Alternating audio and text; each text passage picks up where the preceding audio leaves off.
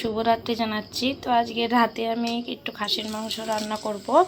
তো তার জন্য এই যে খাসির মাংসটা আমি ধুয়ে পরিষ্কার করে নিয়েছি। আর এখানে আমি একটু বড় বড় সাইজের আলু আর রসুন আর কি কেটে রাখছি। এটা এখন ধুয়ে নিই। রসুন, আদা আর শুকনো মরিচ এখন এটা পেস্ট করে নেব আমি একটু। তো পেস্ট করে নেব। তো এই দেখুন আমার বাটাটা হয়ে গেছে, আর একটু পেস্ট করতে হবে। তো আমি আবারও ঢেকে আর 1 মিনিট পেস্ট করে নিব।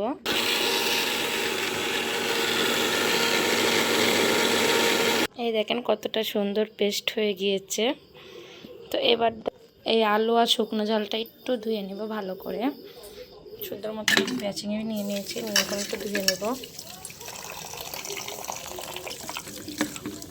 আমি একদিন মাংসটা প্রেশার কুকারে রান্না করব, খুব তাড়াতাড়ি রান্না হয়ে যাবে।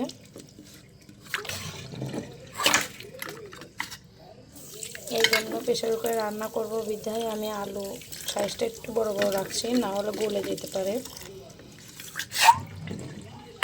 তো আমার আলু ধোয়া হয়ে গেছে।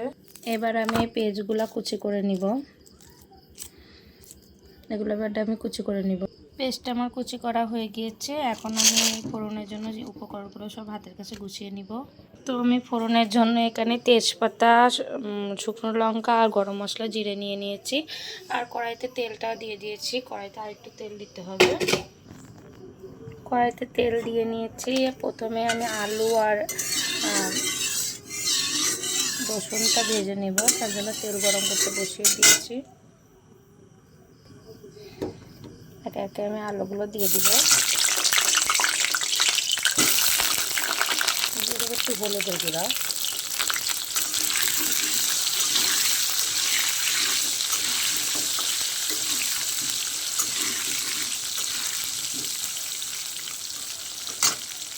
ভালো করে ভেজে নিতে হবে আলুটা।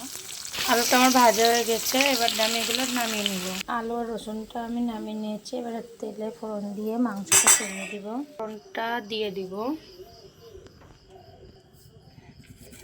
দিয়ে দিলাম গরম মশলা, শুকনো ঝাল এবং শেষে দিয়ে দিলাম কুচি করা পেঁয়াজ। তো কুচি করা পেঁয়াজ একটু নাড়াচাড়া করে নিতে হবে। একটু নুন দিয়ে দিলাম,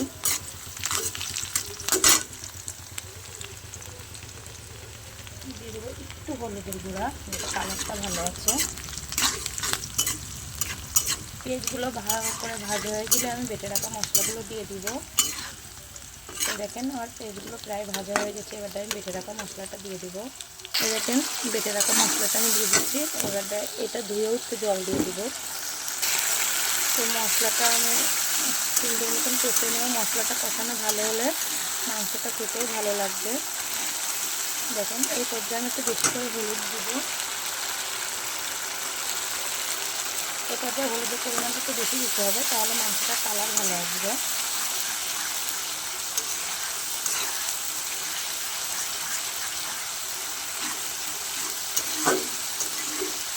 দেখুন কালারটা কতটা সুন্দর এসেছে। এখানে আমি শুধু শুকনো লঙ্কা বেটে দিয়েছি, কোনো গুঁড়ো মশলা কিংবা কাশ্মীরি লঙ্কার গুঁড়ো দিইনি। মশলাটা আমার কষানো হয়ে গেছে। এই পর্যায়ে আমি মাংসগুলো দিয়ে দিব।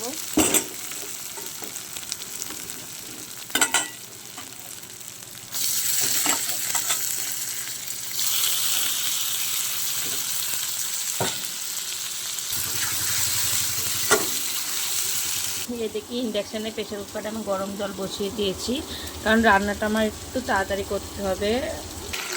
এখন রাত 9টা বেজে গেছে।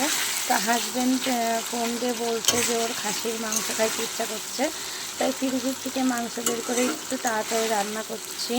এই জন্য আজকে প্রেশার কুকারে মাংসটা রান্না, যাতে খুব তাড়াতাড়ি রান্না হয়, কারণ ওই পরেই অফিসে চলে আসবে, অফিস থেকে বাসায় চলে আসবে আর কি।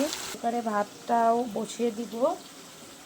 এই জন্য আমি রাইস কুকারে চালটা ধুয়ে দিয়েছি। এখন আমি এটা বসিয়ে দিব। আমি রাইস কুকারে ভাতটা বসিয়ে দিলাম। এদিকে আমার গরম জলটাও ফুটছে, মানে খুব দ্রুত আর কি রান্নাটা শেষ করতে হবে বিধায় আমি সব রকম ব্যবস্থা করে নিচ্ছি যাতে তাড়াতাড়ি রান্নাটা করতে পারে, ও অফিস থেকে এসে যাতে খাইতে পারে। যেহেতু অনেকটা রাত হয়ে গেছে এই জন্য মাংসটা আমার কষানো হয়ে গেছে। এবার ডাল মাংসের ভিতরে আলু আর ভেজে রাখা রসুনটা একটু কষিয়ে নেব।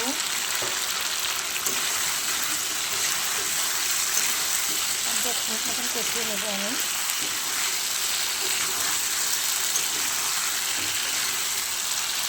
মাংসটা আমার কষানো হয়ে গেছে, এবার আমি গরম জলটা দিয়ে দিতে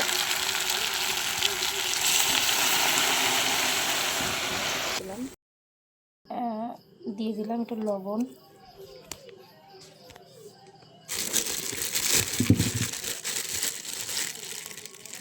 একটু হলুদ দিয়ে দিচ্ছি, হলুদের গুঁড়ো দিয়ে একটু নাড়াচাড়া করে প্রেসার কুকারের মুখটা এবারটা দিয়ে দিব। প্রেসার কুকারটা বসিয়ে দিয়েছি, এবারটা অপেক্ষা করবো 5-6টা শেষ আসা পর্যন্ত।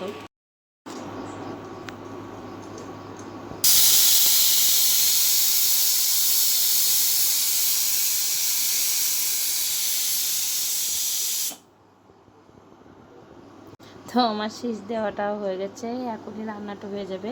প্রেশার কুকারে মটন রান্না করলে মানে মটনটা যেরকম সুন্দর সফট হয় তেমন দ্রুত রান্নাও হয়ে যায়।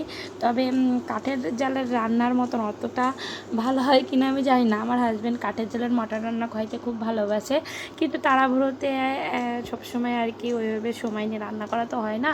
তবে প্রেশার কুকারেও রান্না করলে এভাবে রান্না করলে খেতে দারুণ লাগে, আপনারা ট্রাই করে দেখবেন, আমার তো খুব ভালো লাগে। প্রেসার কুকারটা আমি খুলে নিয়েছি, এবার আমি একটু হাতা সাইজে দেখে নিব মাংস আলুটা গলছে কিনা। তা আলুটা সফট হয়ে গেছে, মাংসটা কেমন কী অবস্থা একটু দেখবো। এটার কালারটা কতটা জুসি এবং সুন্দর হয়েছে। তো এখন আমি এই যে ভাত নিয়ে নিয়েছি, গরম গরম ভাত। এখন আমি মাংস নিয়ে বাবুকে একটু খাইয়ে দেবো, যেহেতু অনেকটা রাত হয়ে গেছে। তো বাবুকে আমি এখানে একটু মাংস নিয়ে নিব। আছে বিগ সাইজের আলু। তো মাংসটা খেতে কিন্তু খুবই সুস্বাদু হয়েছে, আপনারা ভালো লাগলে এমনভাবে রান্না করে দেখবেন। তো আমি এটা প্রেশার কুকারে রেখে দিব, তাহলে অনেকটা সময় ধরে গরম থাকবে। প্রেশার কুকারে ঢাকনা দিয়ে আমি এটা রেখে দিব। তো কেমন হয়েছে আজকের ভিডিওটা অবশ্যই কমেন্ট করে জানাবেন, ভালো লাগলে লাইক কমেন্ট এবং শেয়ার করবেন। সবাইকে অসংখ্য ধন্যবাদ।